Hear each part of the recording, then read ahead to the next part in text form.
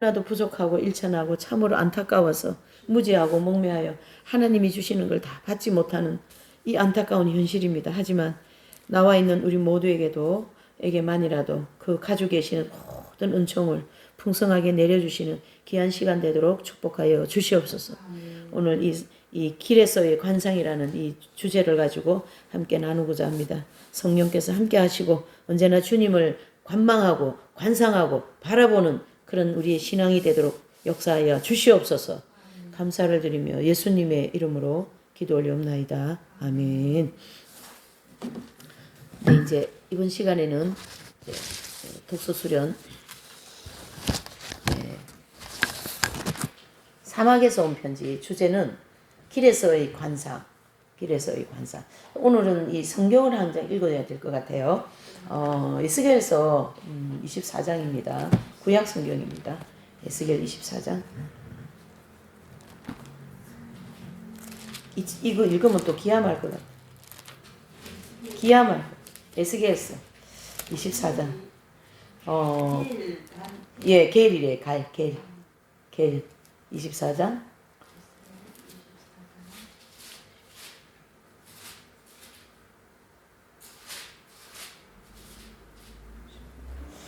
자, 이제 이 3절에서 12절까지인데요. 교독을 할게요. 이게 좀 너무 중요했어요. 3절입니다. 24장 3절.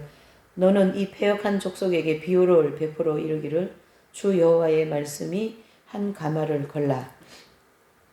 그 위에 물을 붓고 양떼에서 부른 것을 가지고 각을 뜨고 그 넉넉다리와 어깨 모든 좋은 덩이를 그 가운데 모아 넣으며 고른 뼈를 가득히 담고 그 뼈를 위하여 가마 밑에 나무를 쌓아놓고 잘 싼때 가마솥에 때가 무르도록 쌀을 지어다. 그러므로 나 주 여호와가 말하노라.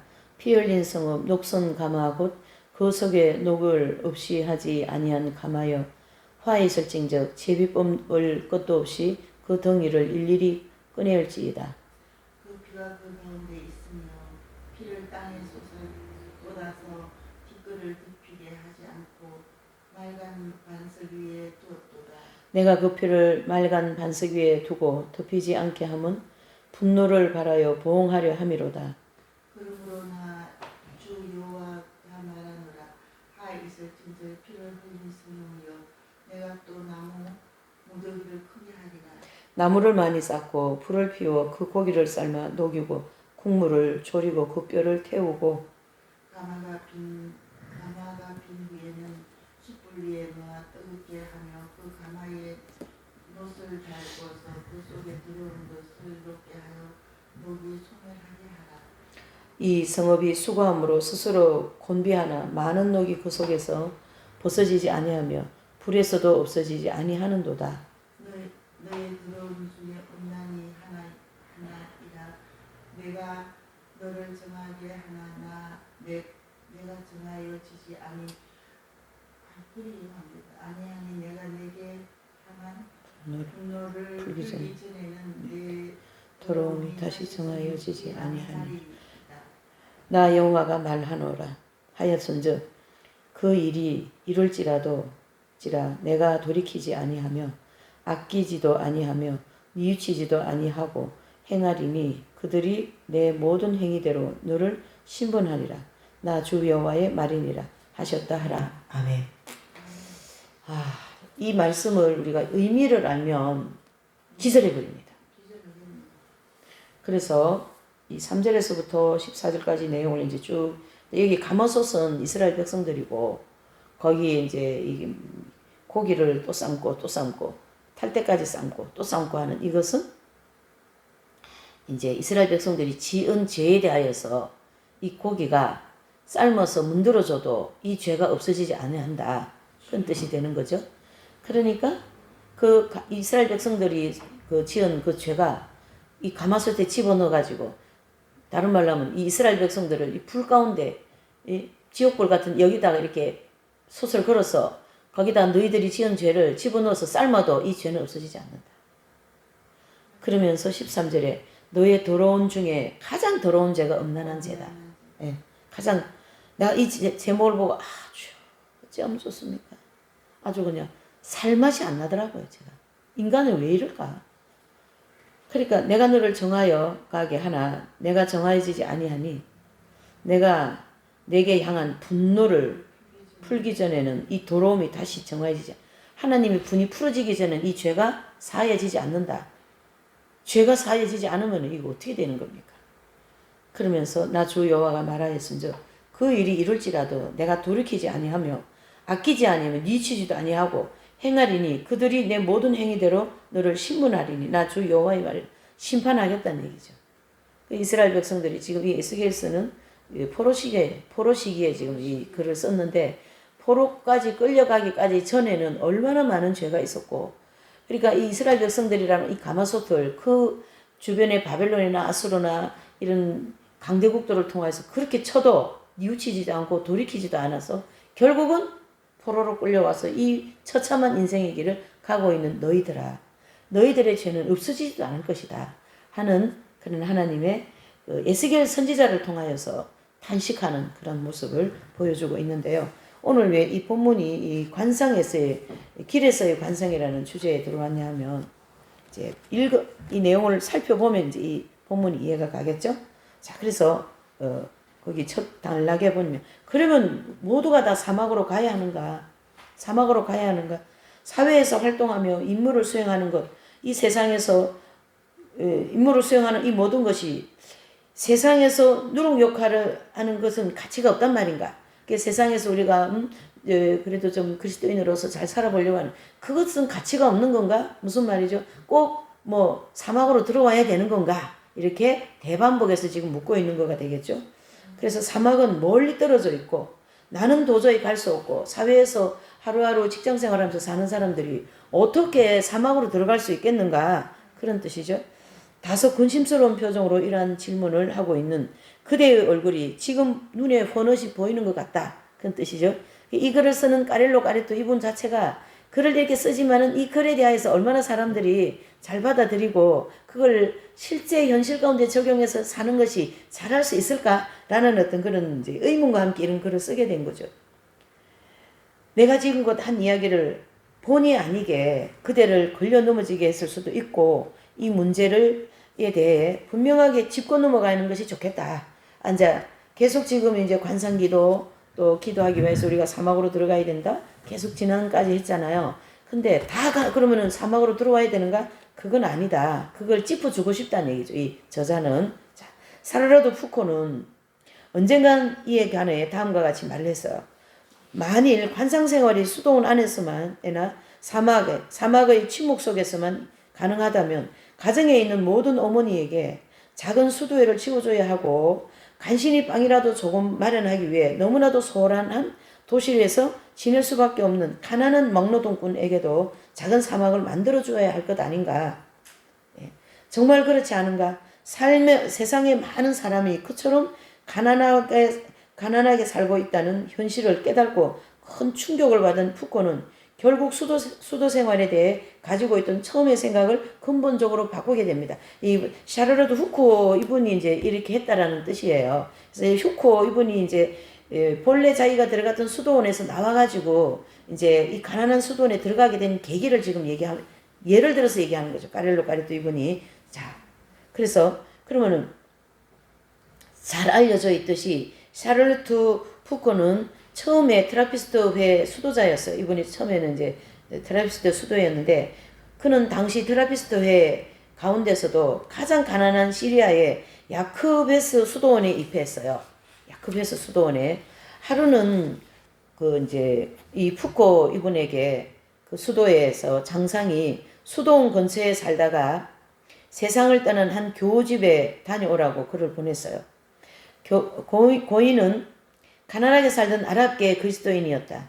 그 교우의 누추한 오두막에 도착했을 때 푸코는 참혹한 가난을 목격했고 굶주린 아이들과 남편을 잃은 가련한 아내 그리고 다음날 먹을 빵조차도 보장되어 있지 않는 기막힌 상황을 보며 그는 심각한 영적인 위기를 느끼게 됩니다. 누가요? 샤르르드 푸코가 결국 다른 형태의 수도 생활을 하기로 결심한 그는 이런 말을 남기고 트라피스트 수도회를 떠납니다.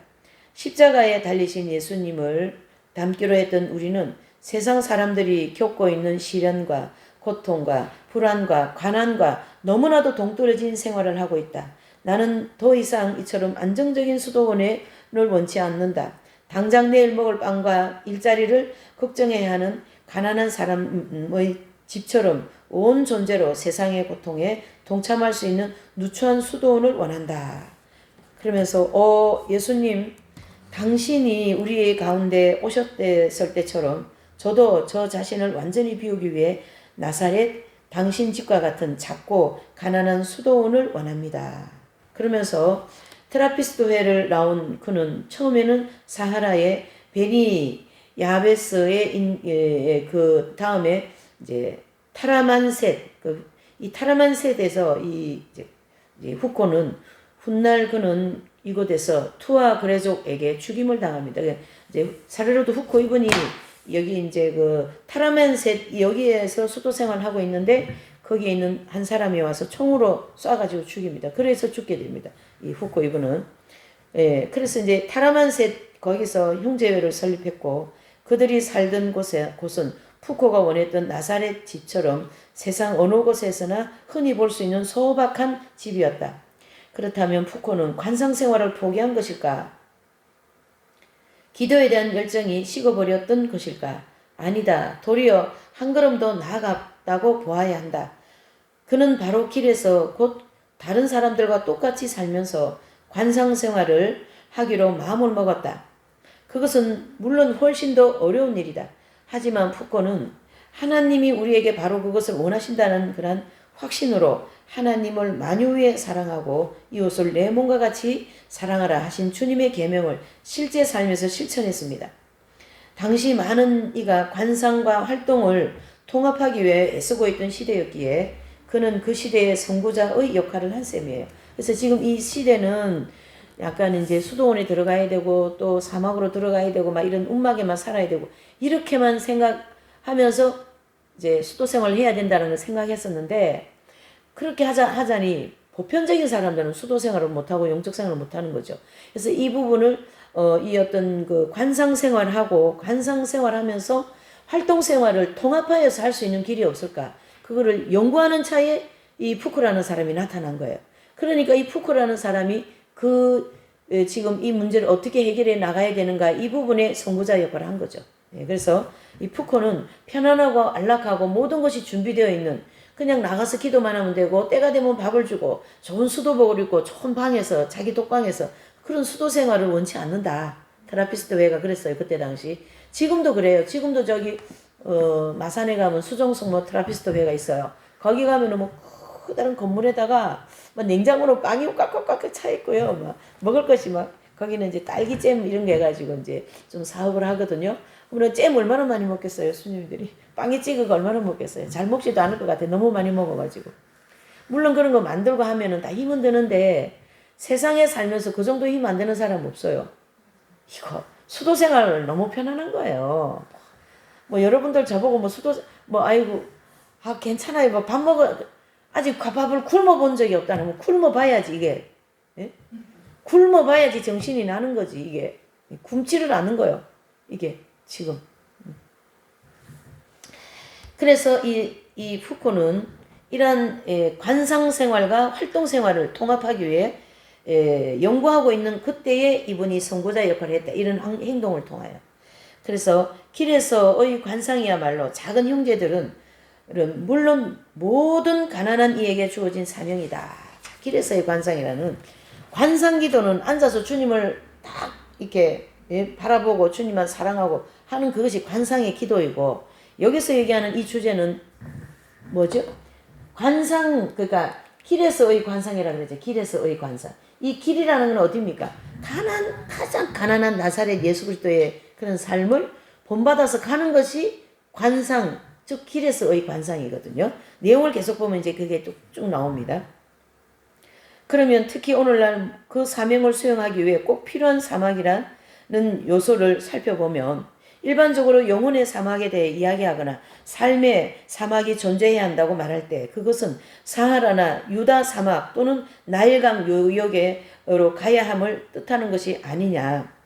누구나 쉽게 그런 여유를 부릴 수도 있는 것도 아니고 일상에서 실제 그런 이탈을 감행하기도 쉽지 않을 것이다. 나의 경우는 주님이 실제 사막으로 인도하셨는데 그분이 아마도 내가 그곳에서 버틸 충분한 체력이 있다고 판단하셨을지도 모르겠다. 어쨌든 나에게 사막 체험은 꼭 필요했다. 그러나 산더미 같은 모래도 내 영혼의 때를 없애기에는 역부족이었다. 마치 아까 우리 읽었던 에스겔서 24장 1절에서 12절 같이. 이 까렐로 까레토는 지금 이렇게 보셔야 돼요. 나의 빛이 되어다오 하는 저 테레사 수녀님의 책은 세 번째 연단에 해당되는 내용을 지금 이분이 기록한 거고, 여기에 까렐로 까레토 이분이 이 사막에서 온 편지 이 내용은 두 번째 연단 통과하고 자아 깨어지는 과정이 있잖아요. 그 자아 깨어지는 과정에서 일어나는 모든 일을 여기다 기록을 한 거예요.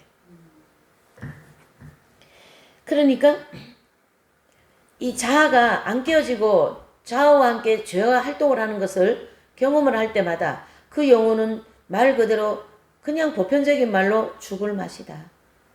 그러는 거죠. 죽을 맛이다. 그러니까 이 까렐로 이분도 지금 에스겔서 24장 3절 12절 말씀을 인용해서 자신이 있는 장소는 제일 많은 것이 뭡니까? 모래잖아요. 그 모래가 나를 뒤덮어가지고 나를 모래 안에 파묻어 놓는다고 해서 내 속에 있는 죄가 없어지겠냐. 에스겔서 24장 이 3절에서 12절 말씀. 가마솥을 불구덩이에 걸어놓고 그 안에다가 그 죄를, 그 고기 그건 다 죄잖아요. 죄를 상징한다고 봐야 되거든요. 그 죄를 거기다가 고기가 문드러지게 삶는다고 해서 그 죄가 없어지겠냐 이 얘기예요 지금. 여러분.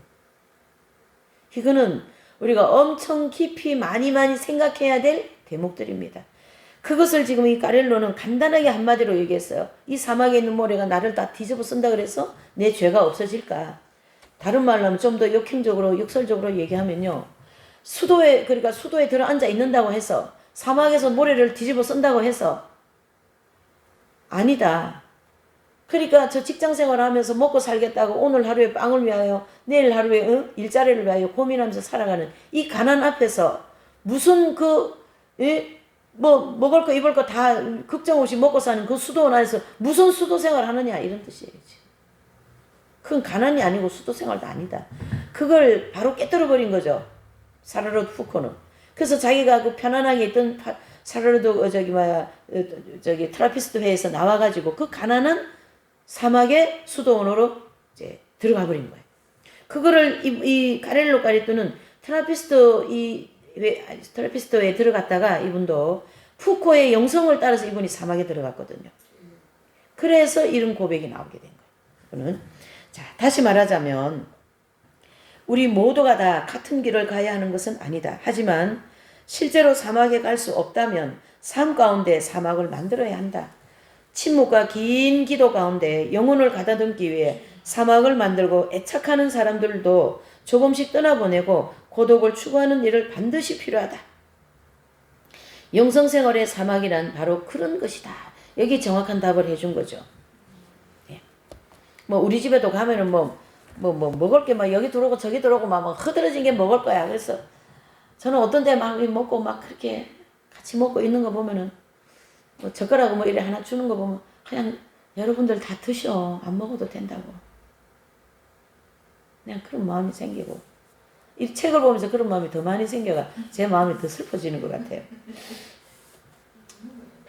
침묵과 긴 기도 가운데 영혼을 가다듬기 위하여 사막을 만들고 애착하는 사람들도 조금씩 떠나보내고 고독을 추구하는 일을 반드시 필요하다.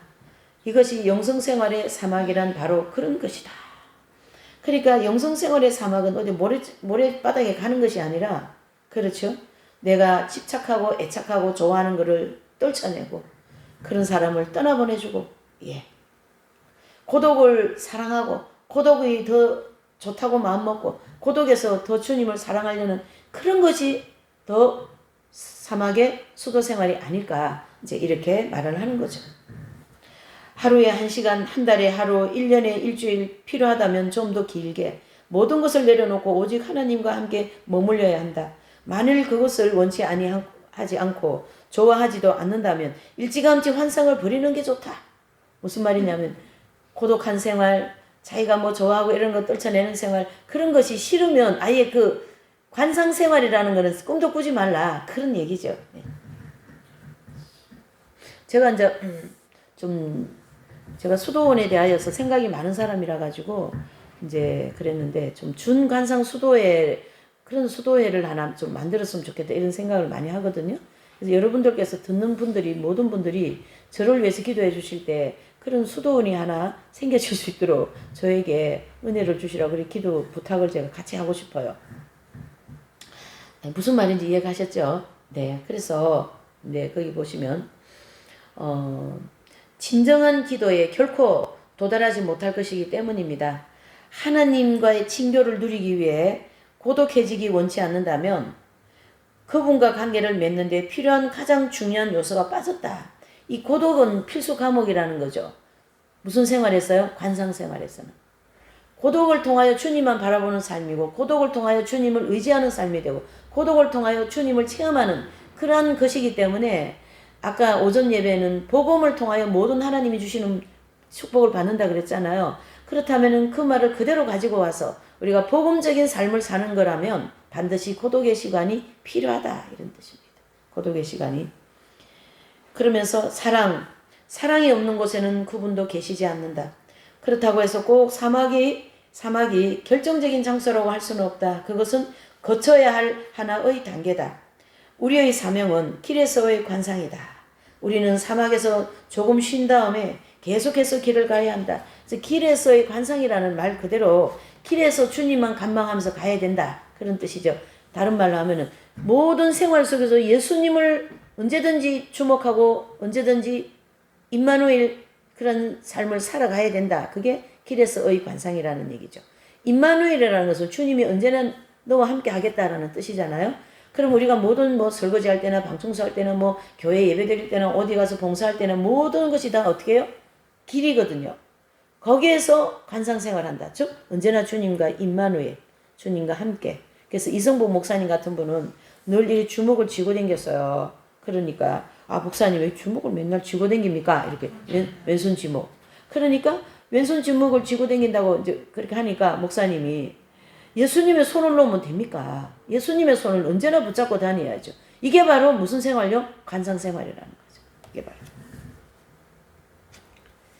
네. 그래서 사실 그것은 나에게 정말 어려운 일이다. 이곳 사하라에서 영원히 살고 싶은 마음이 간절하다. 그러나 분명히 언젠가 까를로 형제, 마르세유로 가시오. 모로코로 가시오. 베네수엘라로 가시오. 디트로이드로 가시오. 하는 장상의 지시가 내릴 것이고 그것은 생각만 해도 서운하다. 무슨 말입니까? 그냥 이 사막에서 이렇게 모래바닥에서 혼자서 기도하고 예수님만 사랑하고 살고 싶은데 수도에서 까를도시 어디 마르세유로 가시오. 모로코로 가시오. 베네수엘라로 가시오. 선교하러 가라고 명령이 떨어지면 가야 되는데 그게 나 자신한테 너무너무 슬프고 괴롭다. 그 가기 싫다 이 뜻이잖아요. 그것은 수도생활, 관상생활이 아니다. 그 뜻이 길에서의 관상이 아니다. 거기 가서 베네수엘라 가서 또 주님하고 관상생활, 즉 주님과 함께 가는 생활이 해야 되겠죠. 디트로이로도 가서도 그렇게 해야 되겠죠. 내가 가는 모든 길이 관상의 길이다. 지금 내가 주님께 집중해야 한다는 그 마음이 가장 중요하다. 이런 뜻이죠. 요즘에 같은 시대는 문명이 발달했기 때문에 모든 것이 풍족하고 아마 교회에서 2000년 동안 또 구약시대에 4000년 다 합쳐서 6000년이잖아요. 6000년의 모든 시대를 통틀어서 지금의 시대가 가장 풍성한 시대예요. 네, 축복의 시대입니다. 그래서 그 성장 단계로 보면 성장 단계 도표로 보면 지금이 자아 깨어지는 과정이에요. 자아 깨어지는 과정. 7년 대화년이 3차년 단위거든요. 지금이 가장 정욕적으로 풍성하게 살 수 있는 그러한 영육 간의 축복이 풍성하게 내려오는 그런 시대가 이 시대이거든요. 그러니까 영육 간에 풍성하게 뭐 밥을 좀 쌀이 없어서 밥을 좀 굶어보고 뭐 그렇게 좀 하면 좋은데 언제나 쌀을 주시고 먹을 거를 주시고 말이죠. 따뜻한 게 살 수 있는 뭐 전기장판 떼기라도 하나 주시고 그러니까 이거 뭐 어떻게 추워가지고 이렇게 좀 이렇게 하면서 예수님 하면서 그렇게 불쌍한 생활을 좀 해야 되는데 한 개도 안 불쌍한 것 같아. 근데 어떤 데는 엄청 불쌍한 때가 많아요. 그런 거 말고 겉으로 그런 조건적인 거 말고 보이지 않는 불쌍한 내 인생, 보이지 않는 내 내면에 이 만신창이 같은 이 내면에 이 더러운 것들을 그것이 가장 불쌍한 거지. 가장 불쌍한. 아주 처참하리만큼 내 자신이 나를 이해를 못할 만큼 제가 저를 이해를 못하겠어. 옛날에는 너 안 그랬는데 왜 그러니? 이렇게.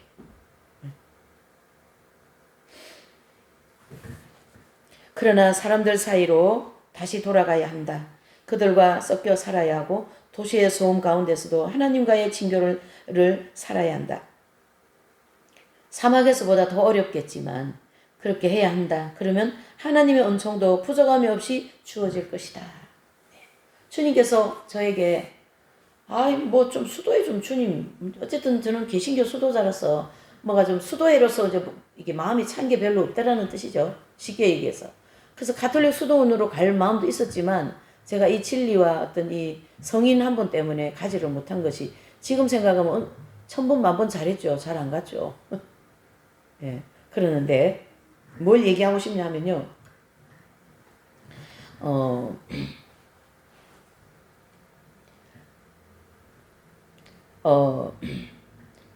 그 하나님과의 친교와 또 사막에서의 그런 모든 어려운 생활이지만 그런 가운데서도 하나님의 은총이 부족함이 없이 주어진다. 이런 뜻은 제가 마음에 좀 차지 않는 수도에 있다 한다 할지라도 하나님의 은총은 제가 감당하지 못할 만큼 넘치고 있다. 이렇게 봐야 되는 거죠. 그렇죠? 우리 모두가 다 내가 서 있는 선상에서 그렇게 이 대목들을 이해를 하고 접목을 해야 이 책에서 말하는 의도를 바로 제가 파악하고 내가 받아들일 수가 있는 거죠. 이 책 따로 나의 삶 따로 읽으면 별로 의미가 없는 거예요. 쉽게 얘기해서. 자, 그래서 매일 아침 미사와 묵상이 끝나면 길을 나선다. 상점이나 공장으로 일하러 갔다가 하루하루 먹고 살 빵을 마련하기 위해 어쩔 수 없이 일해야 하는 다른 모든 가난한 사람처럼 저녁이면 녹초가 되어 돌아온다. 그리고 형제회에 경당에 들어가서 오랫동안 기도한다.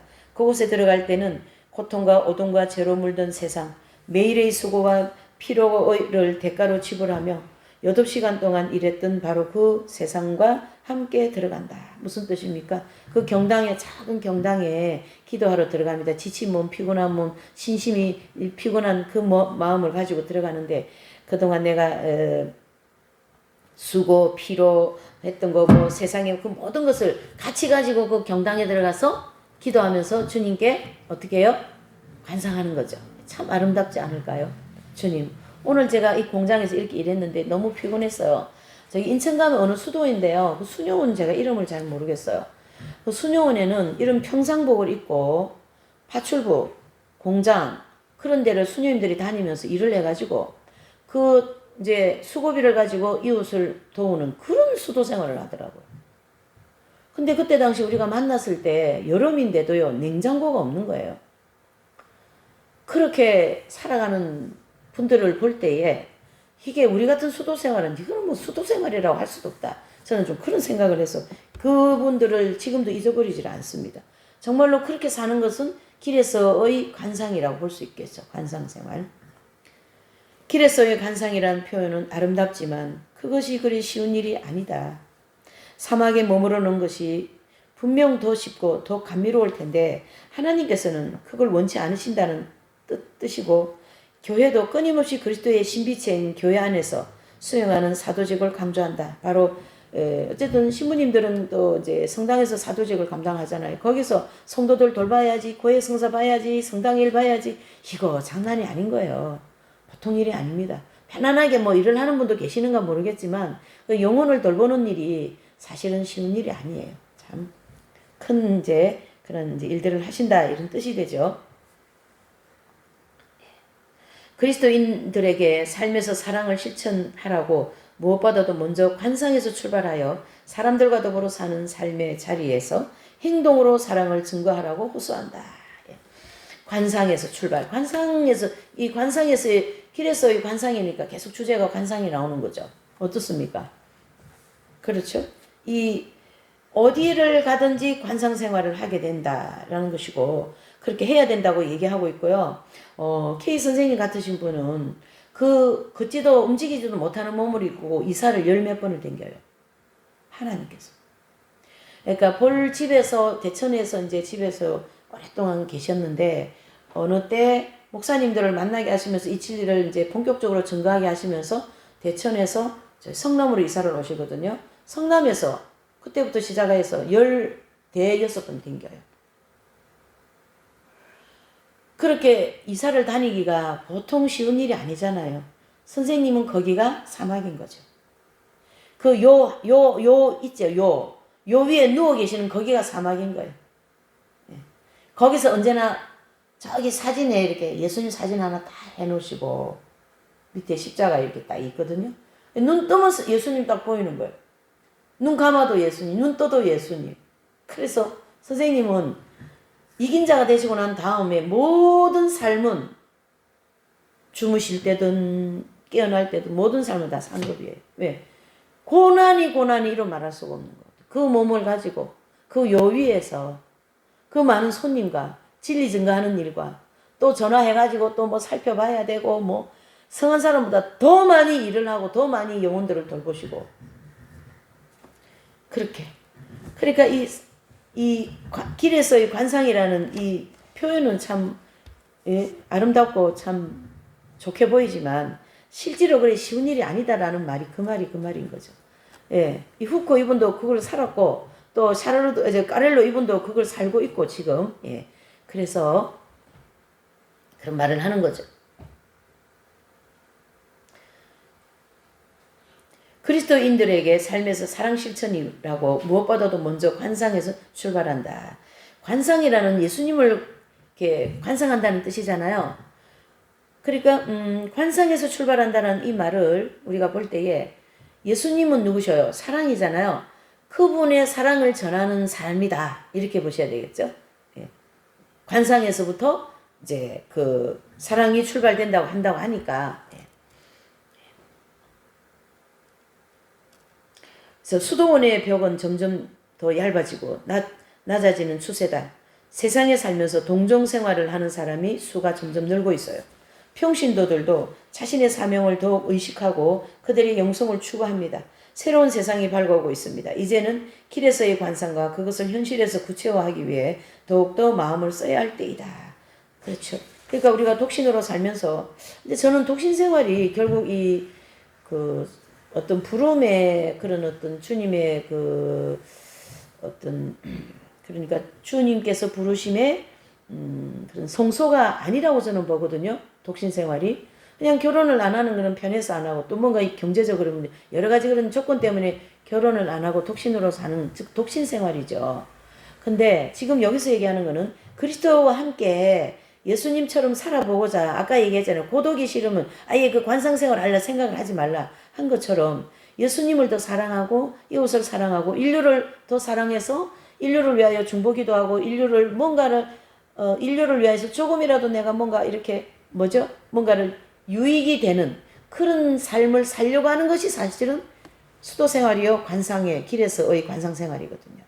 그러니까 제가 지금 여기서 살지만은 뭔가 모르게 인류를 위하여서 아니면 주변을 위하여 아니면 무엇을 위하여서 내가 희생을 해야 된다. 그런 마음이 필요하다라는 얘기죠. 네.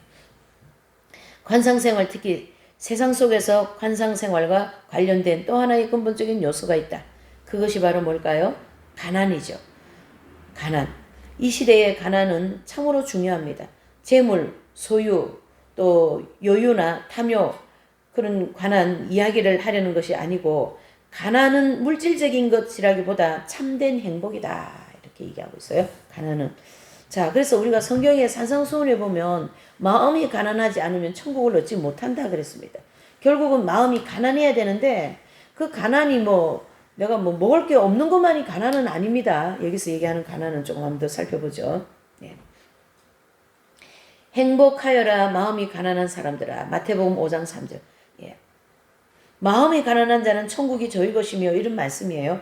가난은 하나의 존재 방식이고 사고 방식이며 사랑 방식이다. 가난은 이탈이고 자유이자 진리이며 성령의 선물이다. 가난의 중요성을 여기다가 지금 많이 강조했어요. 부유한 그리스도인의 집에 들어가 보라. 그곳에는 가난이라는 참된 행복이 없다. 그런 집에 빛이 된 가구나 물건들은 어찌나 그렇게 하나같이 똑같은지 대개 유행에 맞추어 구비된 호화로운 것들이다. 정말 필요해서 있는 것들이 아니다. 오래되고 튼튼하고 편하고 많은 추억이 담긴 탁자가 있었지만 그것은 창고에 처박아 둔 지 오래다. 대신 최신 유형이라는 말을 하고 있는 허영심 때문에 별 의미도 없는 새 것을 들여다 놓는다. 이처럼 자유롭지 못한 유행에 노예가 되는 그리스도인이 많이 있다. 수없이 많다는 얘기죠. 바로 이 얘기는 세상의 노예, 그렇죠. 육신의 종욕, 안목의 종욕, 이생의 자랑이다. 이렇게 볼 수가 있는 거죠. 네. 유행의 노예되어 있으니까 바로 세상의 노예가 되어 있는 거고, 세상 하면은 세 마디로 얘기할 수 있죠. 육신의 종욕, 안목의 종욕, 이생의 자랑이다. 네. 이러한 것을 추구하는 그리스도인들이 수없이 많다라는 얘기죠. 그러나 악마의 수작에 말려들어 얼마나 많은 돈을 낭비하는지 그 돈으로 얼마든지 선한 일을 도모할 수 있다라는 거죠. 그래서 우리가 흡입하는 그런 돈들이 있잖아요. 참 커피를 갖다가 얼마나 비싸요, 커피가요. 그렇죠? 커피값 한 3일만 모으면 저기 아프리카 아이들 한 달에 양식 3만 원만 하면 된다는 얘기죠. 정신이 바로 있는 사람들은 아마 그렇게 살리라고 저는 믿습니다. 제가 이제 새롭게 하소서 거기서 봤는데요. 이분은 어디 출신이냐 하면 왜 애들 노래하면 걸그룹 있잖아요. 걸그룹 거기에서 노래하던 가수예요. 근데 저도 그걸 통해서 이미지를 편견을 깼어요. 그런데 막 노래하고 걸그룹 거기서 막 애들 막 이렇게 노래하고 머리 노랑물 들이고 그런 애들은 다 안경에 잡혀있고 다 잘못된다. 이래 그런 편견적인 게 좀 있었거든요. 근데 그걸 보고 제가 그 편견이 깨어져 버렸어요. 어떻게? 다가 아니다. 그렇게 노래하는 사람들이라도. 근데 거기에서 걸그룹 하던 그분이 이제 가수가 되고 이제 돈을 많이 벌고 또 어떤 연예인하고 결혼을 했더라고요. 결혼도.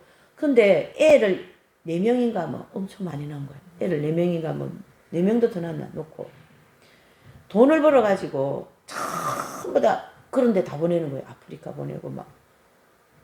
그래가지고 어머 너무 귀하다. 그리고 예수님을 너무 신실하게 잘 믿는 거예요.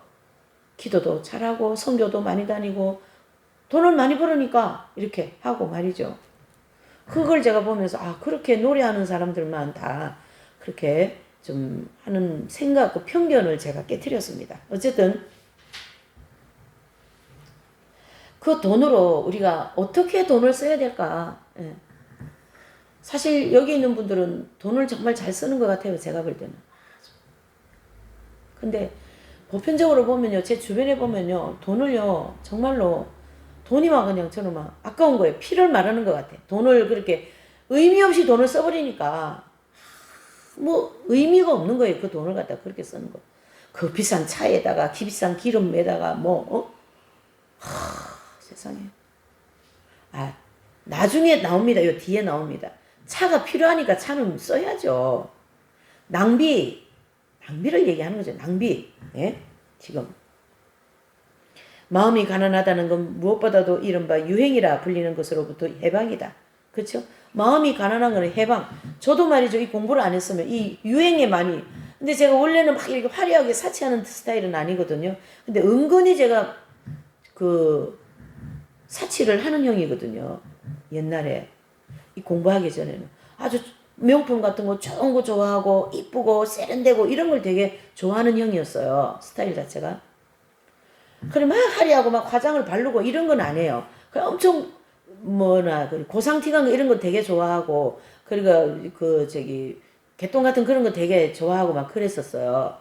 근데 이제 공부를 하고 그런 게 싹 없어졌기 때문에 전혀 문제가 안 되는데 제가 이 예화를 왜 하냐면 이 가난이라는 것은 사람들이 생각하는 가난은 밥 먹을 것도 없고 밥도 없고 막 이게 여기 아프리카 사는 사람들이 그것만이 가난이라고 생각하는데 그것만이 가난이 아니에요. 뭐예요? 여기서 얘기했죠. 답을. 세상 유행을 따라가지 않는 거기 세상 유행에서 해방되는 것 그건 큰 가난이다. 그 가난을 통하여 행복을 누린다 이런 뜻이 되는 거잖아요. 그래서 마음의 가난은 바로 자유다. 담요 한 장을 사더라도 유행이기에 사는 것이 아니라 필요해서 사는 거죠. 그렇죠. 차 보니까 전기장판이 계속 자면 사람 병들잖아요. 그래서 전기장판이 필요한 거니까 사고, 뭐 이게 따뜻한 게 필요하니까, 난로도 필요하니까. 왜요? 이게 단거리가 아니잖아요. 우리가 이 가는 길이. 그러니까 추운 데 있다가 어떻게 또 병들면은 그 병 누가 또 감당해요? 그러니까 따뜻하게 있어야 된다. 그거는 부자적인 마음이 아니다. 필요해서 사는 물건, 꼭 없으면 안 되는 물건이기 때문에 산다. 그거는 사치가 아니다. 이런 뜻이 되는 거죠. 예를 들면 아기가 잘 때 춥지 않도록 덮어주기 위하여 구입하는 것이다. 빵이든 담요든 탁자든 그 자체로 필요한 것들입니다. 그것들을 구비하는 것은 하나님의 계획을 실현하는 일이다. 무슨 뜻이에요? 또 아이들을 잘 키워서 하나님 뜻대로 하나님 앞에 바치는 것도 하나님 계획을 실현하는 거잖아요. 마치 소아 테레사 수녀님 어머니 그 부모님들 같이 딸을 4명 키워가 다 갈매를 보내는 이건 보통 수학이 아니죠. 제일로 부럽습니다. 저는 그 부모님들이. 그렇게.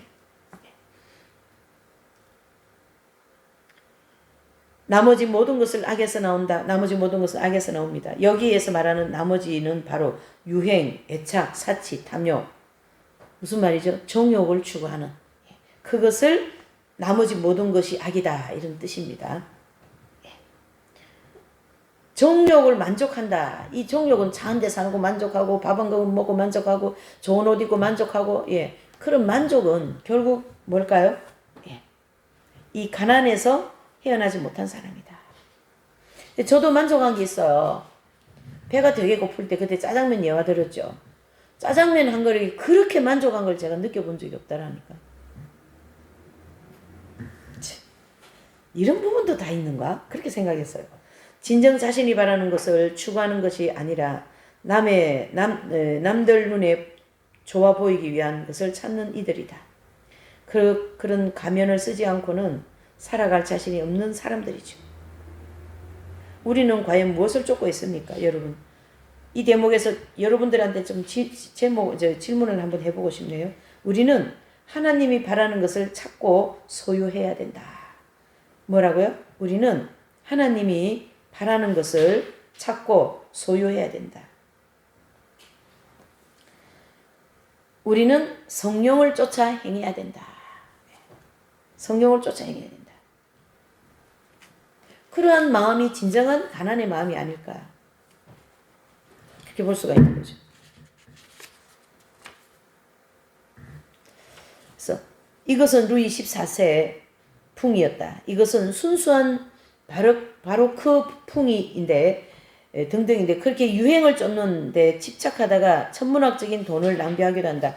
이제 그 당시 이제 사람들 그 사치하고 귀족들 있잖아요. 그분들을 인용한 거죠. 가난한 이들에게 복음을 전하도록 불림받은 교회 구성원들에게 그런 유행이 침투되면 문제가 더욱 심각해집니다. 교회가 세속화되어 버리면 안 되는 거죠. 교회가 세속화되면 안 된다는 얘기를 여기서 하는 거예요, 지금. 이분도 페이지 112페이지 가난한 이들에게 복음을 전하도록 불림받은 교회 구성원들에게 그런 유행, 세상적인 유행이 교회로 들어오면 돼야 안 돼요? 안 된다. 지금 사실 현실적으로 보면 교회가 엄청나게 뭐가 돼 있어요? 세속화되어 가지고 교회라고 할 수 있기가 어려운 마음이 많아요. 아주 좋은 카페에다가 모든 성도들이 오면은 편하게 1시간 예배드리고 갈 수 있는 모든 시스템을 다 갖춰놓고 있거든요. 왜 그렇게 합니까?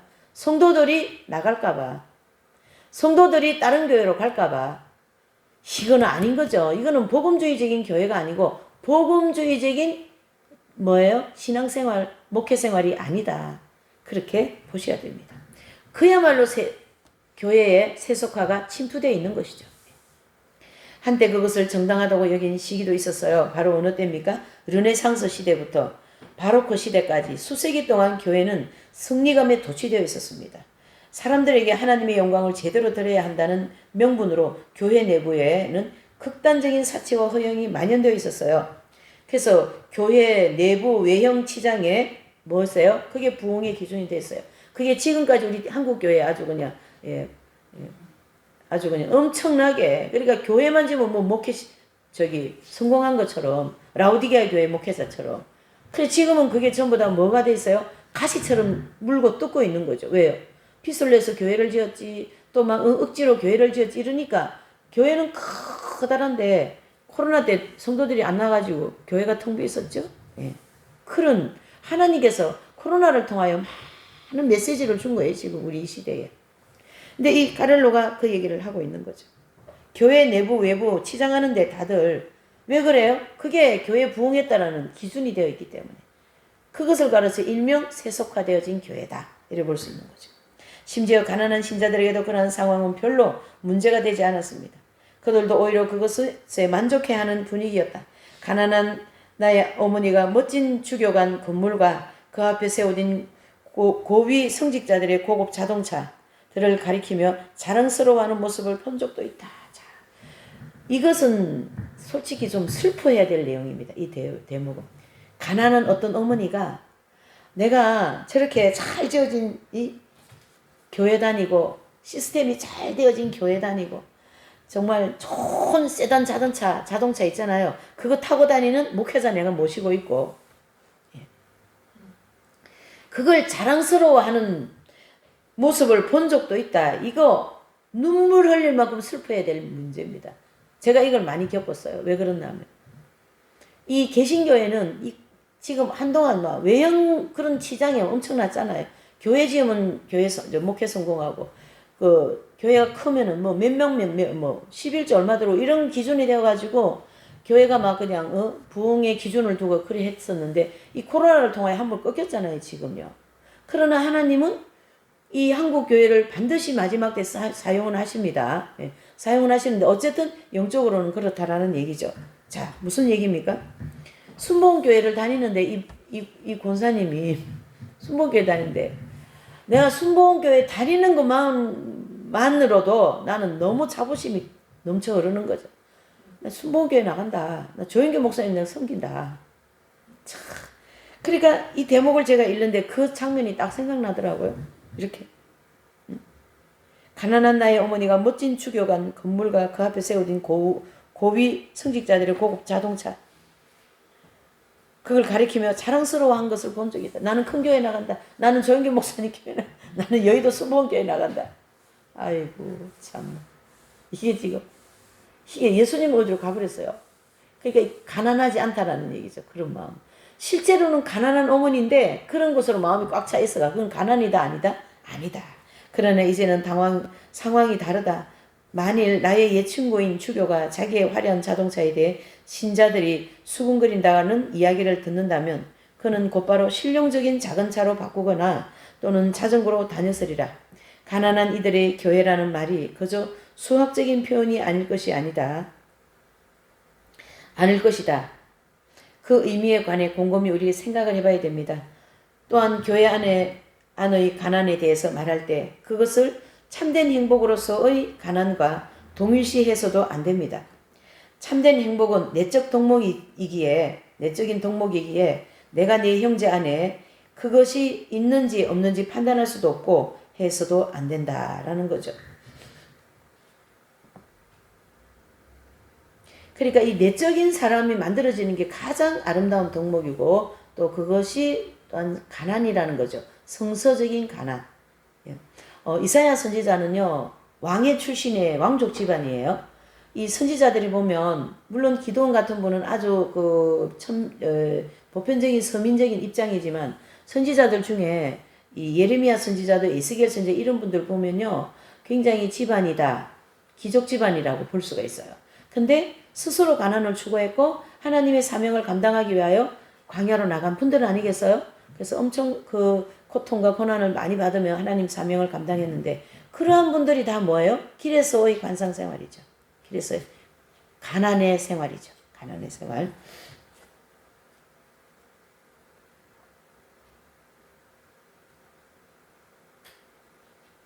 예. 많은 재산을 소유한 사람이나 황금 장식이 된 제의를 걸치고 있는 교황이라도 참된 행복인 가난을 누릴 수 있고 또 누려야 합니다. 왜요? 그 장식복을 입고 있다고 해서 그 교황님이 부자라고 보면 안 되는 거거든요. 실제로 정말 교황으로서 사명을 감당하고 수도자로서 사명을 감당한다면 그분은 가난을 추구하면서 사는 거죠. 가난을 사랑하고 하나님을 사랑하는데 보편적으로 주교나 이런 뭐 그런 분들이 보면은 굉장히 물욕에 많이 잡혀 있어요. 물욕에 명예 이런데. 네. 그들도 마음이 가난한 사람들일 수도 있고 그래야 합니다. 그러므로 겉모습으로는 그 누구도 판단해서는 안 되는 거죠. 교회 안의 가난은 사회적인 적으로 통용되는 의미의 가난입니다. 교회 안의 가난은 가난한 이들에 대한 관심과 도움, 그들에게 또 뭐예요? 복음을 전하는 일 등과 관련이 있고 마음의 가난과는 다른 이야기다. 또는 교회 안의 가난은 다른 이들과의 관계에 관한 것이며 바로 그 관계가 가난한 일을 걸려 넘어지게 할 수도 있다는 얘기죠. 그래서 교회를 중심으로 많은 일을 했지만 많은 일을 한 것 때문에 그 사람을 넘어뜨리게 하는 경우가 굉장히 많습니다. 그걸 가르쳐 일명 우리 많이 쓰잖아요. 그걸 가르쳐 뭐라 그래요? 그 오래 있은 자리에서 거기서 그 무슨 행사하는 거, 예? 그런 게 있어요. 예? 그런 거죠. 예. 터줏대감 노릇한다 이렇게 얘기하죠. 터줏대감. 예, 그런 게 있으면 안 되는 거죠. 마음의 가난과 다른 이야기고 또 교회 안의 가난은 다른 이들과의 관계에 관한 것이며 바로 그 관계가 가난한 일을 걸려 넘어지게 할 수도 있다. 바로 그 이유로 바오로 사도는 고린도 교회 신자들을 꾸짖었어요. 고린도전서 11장 20절 22절 읽어볼까요? 여러분이 한데 모여서 먹는 것은 주님의 만찬이 아닙니다. 그것을 먹을 때 저마다 먼저 자기 것으로 저녁 식사를 하기 때문에 어떤 이는 배가 고프고 어떤 이는 술에 취합니다. 여러분은 먹고 마실 집이 없다면 말입니까? 아니면 하나님의 교회를 업신여기고 가진 것 없는 이들을 부끄럽게 하려는 것입니까? 이렇게. 고린도 교회가 좀 이런 것으로 많이 문제가 많았죠. 혹시 우리가 가진 권력이나 재산, 집세를 지불할 돈도 없는 가난한 사람들을 부끄럽게 만들고 있지는 않은지, 경제적으로 아무 곤란도 느끼지 못하는 우리가 내일 당장 먹을 빵이나 일할 곳을 구할 수 있을는지 걱정하는 이에게 어떻게 복음을 전할 수 있는가? 자, 115페이지. 참된 행복으로서의 가난은 진실로 자유와 정의만으로 의지하지는 않는다. 그것은 또한 무한한 사랑이다. 가난은 가난한 예수님에 대한 사랑, 곧 한계를 자발적으로 받아들이는 사랑. 예수님은 하나님의 아들이었기에 얼마든지 부유하게 지낼 수도 있었고 원하는 것은 무엇이든지 이룰 수도 있었다. 그러나 그분은 가난한 이들의 열악한 생활 환경을 먹을 빵을 구하려 안가딤을 써야 하는 가혹한 현실과 그로 인한 고통을 받아들였었습니다. 가진 것이 없는 이의 끝없는 불안을 당신도 직접 겪기 위해 가난해지고자 했다라는 거죠. 이처럼 사랑 때문에 참고 견디는 가난이 바로 복음에서 말하는 참된 행복이다. 결국 귀족의 자녀라도 부자의 자녀라도 왕족이라도 예수님처럼 살고 싶어서 그 길을 나서는 것은 그게 바로 복음주의적인 가난이고 예수님을 사랑하는 것이다. 이를 볼 수 있는 거죠. 훌륭한 집을 가지고 있고 창고를 가득히 채워져 있고 은행 예금도 넉넉하고 부족한 것 없이 살면서 거룩한 말들을 남발하고 영적 가난에 대해 이야기하는 것은 너무나도 쉽다라는 거죠. 예. 배부르게 밥 먹고 이게 가난이라고 이게 프린터물 몇 장 들고 나와서 특강 한마디 하고 들어가는 것이 가난이 아니다. 지금으로 하면 그런 거죠. 예. 잘 생각해 봐야 되는 거죠. 예수님이 들려주신 참으로 소중한 말씀의 의미를 변질시켜서는 안 된다. 가난은 가난이다. 마음이 가난한 이가 되기 위해서 거저 청빈 서원을 하는 것만으로 충분치 않습니다. 이 시대에 가난한 이들을 걸려 넘어지게 합니다. 그래서 우리가 이 수도원에서 보면요. 수도원을 보고 오히려 시험이 드는 사람도 있어요. 아니 저 수도에는 뭐가 돈이 저리 많냐 맨날 수리를 하게? 자기 집은 지금 가스레인지 하나 갈 돈도 없어가지고 이게 지금 이 까릴로 까릴도 이 책을 나는 우리 공동체 모든 분들이 다 봤으면 좋겠어요. 저는. 네? 그 예수님이 진정한 가난을 우리가 변질시키는 거죠. 쉽게 얘기해서. 가난한 마음이 가난한 이가 되기 위해서 거저 청빈서원하는 말은 충분하지 않는 거죠. 그 밑에 달라. 율법의 완성이 사랑이라면, 그 말이 사실이라면 그 완성은 나의 재산, 내가 가지고 있는 모든 것을 쏟아야 이루어진다. 그렇지 않으면 나는 결코 참된 행복을 누릴 수가 없는 것이다. 이게 바로 나의 인고의 삶이 필요하다라는 얘기죠. 나의 인고의 삶이. 인고의 삶이라는 건 교회시대 이긴 자들이 그 모든 삶을 돌아보면 인고의 삶을 살으셔서 그 경지까지 들어갔는데요. 나름의 자기의 삶의 인고의 삶이 필요하다고 제가 얘기했죠. 그렇죠? 네. 저는 제 이 삶이 인고의 삶이라고 요즘에 조금 생각하긴 해요. 왜 그러냐면 첫째로는 너무나도 이 인간이 하나님 앞에 정화가 빨리 안 된다. 그러기에 이렇게 살아야 될 수밖에 없는 이 삶이, 이 마음이 너무나도 무겁고 힘들고 그렇게 느껴지는 거예요. 그거는 그 사람에게 그 삶이 뭐예요? 인고의 삶이라는 얘기죠. 아, 이거는 죄이고 저거는 잘못돼. 그런 걸 따지기 이전에 죄 때문에 고민하고 죄로 인하여 죄를 끌어안고 막 고통스럽고, 그거는 그 사람이 거기에 맞는 인고의 삶을 살고 있는 거죠. 그래서 우리는 모두가 다 자기 나름대로의 삶 속에서 그런 인고의 삶을 사는데, 뭐 잘 먹고 잘 살면서 난 이거 잘 먹고 잘 사는데 좀 자기 부족한 뭐 없어가지고 이것 때문에 나 힘들어. 그건 아니고. 네, 그건 아니고요. 네. 그래서 거기에 보면 참된 행복을 누릴 수 없다. 거기에 제가 나의 나름의 인고의 삶이 필요하다 이렇게 써놨어요. 만일 내가 사람들을 정말로 사랑한다면 나는 경제적 안정과 풍요를 누리면서 인류의 3분의 1 굶주림으로 죽을 위험에 처했다는 상황을 접하고 어떻게 가만히 있을 수 있겠는가? 자, 무슨 말이에요? 내가 경제적으로 조금 여유가 있고 그러는데 인류가 지금 다 굶어 죽어 간다는데 어떻게 가만히 있을 수 있냐? 무슨 말이에요? 다 내놔야지, 그런 뜻이에요. 진정한 예수님을 따르는 복음주의적인 삶을 산다면.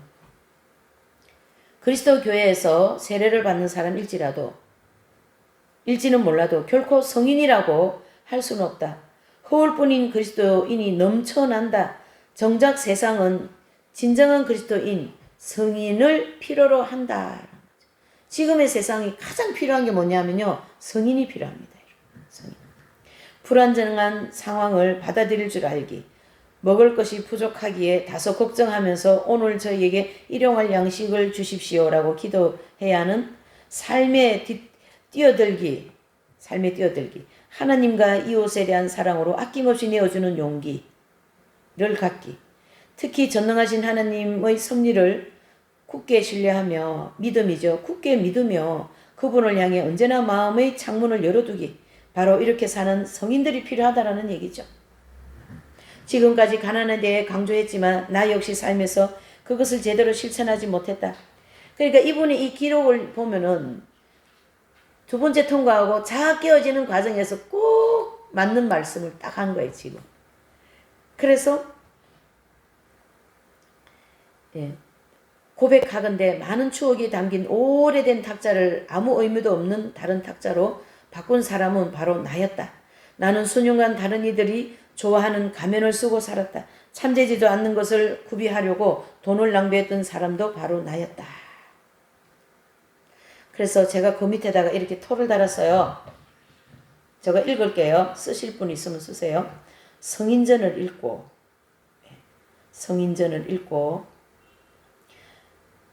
나의 잘못된 것을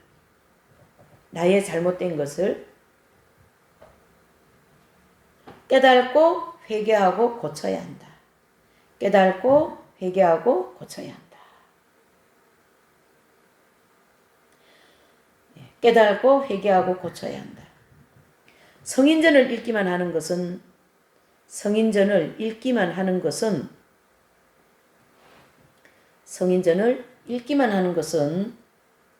나에게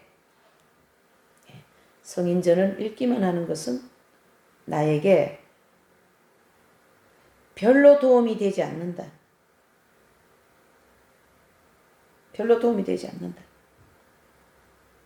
성인전을 읽었다는 자만만 생긴다.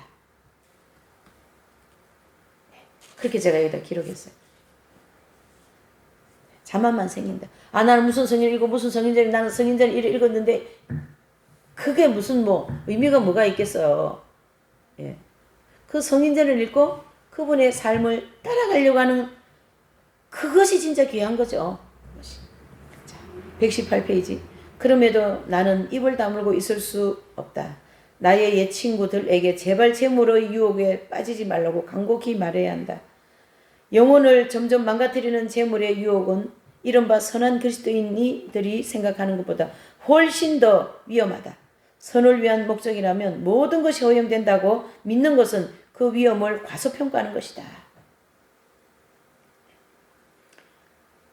그래서 제가 그 밑에다가 이렇게 또 좀 나름대로 각주를 달았어요. 선한 명분으로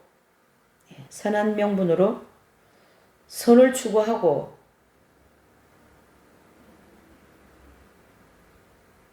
선을 추구하는 그것은 인본적인 사상이다.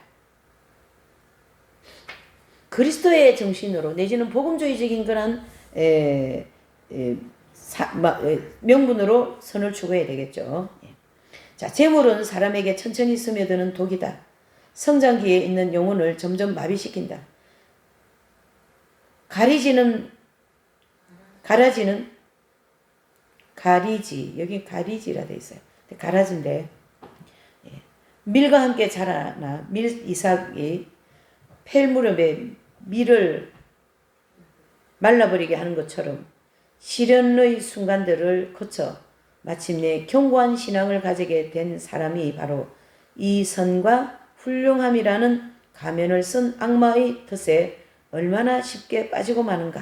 자, 이 내용은 조금 설명을 해야 됩니다. 잘못 읽으면 되게 오해하기 쉬운데요. 도표 가지고 한번 성경론에서 한번 짚어볼게요. 이 내용은 여기 지금 틀린 얘기가 하나도 없어요. 무슨 얘기냐면 여기 보시면 이제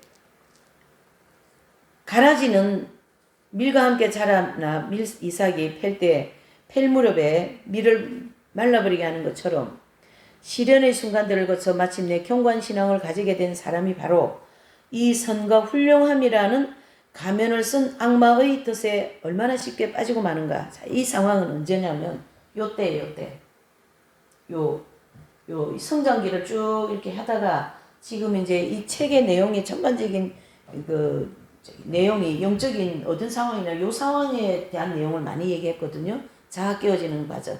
그래서 이 과정에서는 하나님이 영적인 것도 많이 주시고 육적인 것도 많이 주시는 풍성한 단계이기 때문에 이렇게 철로의 옥중에서 허리와 미성과 같은 이런 길로 많이 빠지기가 쉬운 거예요. 그 빠져있는 그때 이렇게 보면요. 이분이 굉장히 훌륭한 분이에요. 선행도 많이 하고 또 남들한테 베풀기도 많이 하고 그런데 그것이 그 사람에게는 하나의 악마의 가면이 된다라는 얘기죠. 악마의 가면이라는 거는 막 나쁜 짓을 많이 해서 써진 가면이 아니라 선한 명분으로 허례와 위선의 가면을 쓰고 있다 이런 뜻이에요. 선한 명분으로 많은 선을 행했지만 자기 속에는 정욕을 그걸 충분히 즐기고 그걸 통하여 사람들한테 칭송을 받고 훌륭하다는 그런 소리를 많이 들으면서 살아가고 있는 허례와 위선이라는 얘기죠. 그 허례와 위선이라는 그 길을 계속 가버리면은 가라지가 된다. 그 얘기예요. 지금 여기 이분이 이걸 깨달았기 때문에 이런 글을 쓰게 되는 거거든요. 경험을 했기 때문에. 그래서 허례와 위선 또 진충이라는 사람은 이 과정에서 어떤 경험을 합니까? 아담 노인이라는 공부했잖아요. 우리 지난주에요. 아담 노인이 누굽니까? 아담 노인. 아담 노인은 첫 번째 아담을 가르치게 하는 거죠. 그들에게 뭐가 있어요? 육신의 정욕, 안목의 정욕, 이생의 자랑이 세 딸이 있는데 이 기독교에 그 세 딸을 이 진충이라는 사람에게 이 아담 노인이라는 사람이 계속 자기 내 세 딸이 있는데 결혼을 시켜주겠다 하는 것은 정욕의 세력들이 강력하게 밀고 들어와서 어떻게 해요? 이 정욕, 명예, 또 물욕, 음욕 이런 여러 가지 정욕들이 이 사람의 마음을 얽어매는 거죠. 그 길로 계속 가면은 아담 노인의 딸과 결혼한 거나 마찬가지다 이런 얘기잖아요. 그걸 지금 이분이 여기서 얘기한 거예요. 그래서 고독과 기도 덕분에 이제야 나는 관상과 가난이 왜 서로 분리될 수 없는 것인지 깨달았다. 예수님의 장엄하게 선포하고 삶으로 드러내셨듯이 세상 재물에 대한 애착에서 벗어나지 않는다면 그분과의 진정한 친교는 결코 다다를 수 없습니다. 그분은 베들레헴에서 태어나 피난길에 오르셨고 나사렛에서 목수 일을 하셨고 머리 둘 곳 없이 가난하셨다. 마태복음 8장 20절이요. 여우도 굴이 있고 또 공중의 새도 웅지가 있지만 인자는 뭐 둘 곳이 없다요? 머리 둘 곳이 없다 할 정도로 가난하게 사셨습니다. 더 나아가서는 마침내 십자가에 달리셨기 때문입니다. 그래서 베르나르도라는 성인은 예수님의 가난에 대해서 이렇게 얘기하셨어요. 예수님은 탄생해서 가난하셨다. 탄생하시면서. 또 공생애에서 더욱 가난하셨다. 십자가에서는 너무나도 가난하셨다. 이 가난을 세 차례 그렇게 강조를 해주고 있습니다. 가난이라는 감미롭고 참된 행복은 갑자기 얻어지는 것이 아니다. 그것을 충만히 실현하기 위해서는 일생을 바쳐도 부족하겠지만 적어도 가난에 대해 고민하고 가난을 살기 위해 기도해야 된다. 불가능이 없는 하나님께서 우리를 도와주시리라. 필요하다면 가난하고 병든 우리 영혼을 녹슬고 좁은 구멍을 낙타가 통과하는 기적을 이루시리라. 아멘. 그래서 제가 밑에다가 이렇게 토를 달았어요. 각주가 있죠. 이 모든 일은 하나님이 하신다. 이 모든 일은 하나님이 하신다. 이 모든 일은 하나님이 하신다. 인간이 할 수 없는 것을 하나님은 하신다. 인간이 할 수 없는 것을 하나님은 하신다. 하나님은 하신다. 또 고독 속에서 평안을 얻으려고 노력하라. 고독 속에서 평안을 얻으려고 노력하라.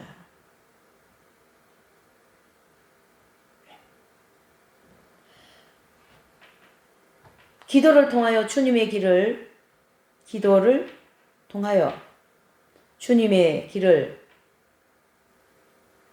갈 수 있는 능력을 얻어라.